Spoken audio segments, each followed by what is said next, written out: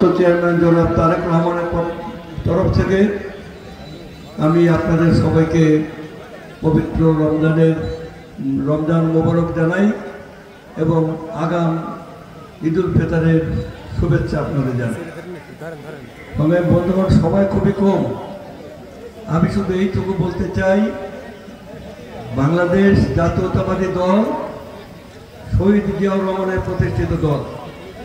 1971 সালে সেই স্বাধীনতার যুদ্ধের প্রাক্কালে যখন শেখ মুজিবুর রহমান 25শে মার্চের রাতে পাক বাহিনীর কাছে আত্মসমর্পণ করে পাকিস্তানে চলে যায় এবং শেষ মুহূর্তে জনাব তাজউদ্দিন আহমেদ, ব্যারিস্টার আমিনুল ইসলাম এবং ব্যারিস্টার ডক্টর কামাল হোসেন তারা তাকে বলেছিল যে আপনি এখান থেকে এখনই পালান, আপনাকে আজকে রাত্রি অ্যারেস্ট করবে।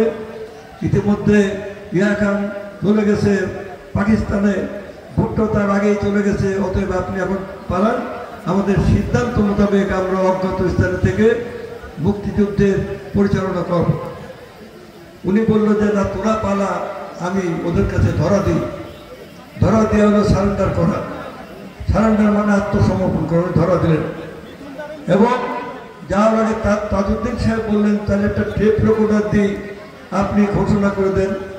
উনি বলে যে তোরা কি আমাকে রাষ্ট্রদ্রোহী বানাবি? আমি রাষ্ট্রদ্রোহী হতে পারবো না। কোন রাষ্ট্রদ্রোহী? পাকিস্তান রাষ্ট্রদ্রোহী উনি হবেন না। এরপরে শেখ মুজিব পালিয়ে গেল, আওয়ামী লীগের সমস্ত নেতা পালিয়ে গেল। 15ই আগস্টের শেখ সাহেবের যে মৃত্যু, এই মৃত্যুকে আমরা সমর্থন করি না, কারণ সব মৃত্যুই দুঃখজনক। কিন্তু ওনার মৃত্যুর পরে ধানমন্ডি 32 নম্বরে 15ই আগস্ট থেকে সেনা অভ্যুত্থান মারা গেল। 32 নম্বরে ধানমন্ডি 32 নম্বরের সিঁড়ির উপরে শেখ মুজিবুর রহমানের মৃতদেহ পড়ে আছে, মাছি ভন করছে। শেখ সাহেবের মন্ত্রিসভার সমস্ত মন্ত্রীরা 24 জন মন্ত্রী 22 জন যে মুস্তাক আহমেদের মন্ত্রিসভায় শপথ দিল, আর সমস্ত আওয়ামী লীগের নেতারা সব দেশ ছেড়ে পালায় চলে গেল। আবার এবার শেখ হাসিনা জুলাই আগস্টের বিপ্লবী গণ অভ্যুত্থানে শেখ হাসিনা পালিয়ে গেছে।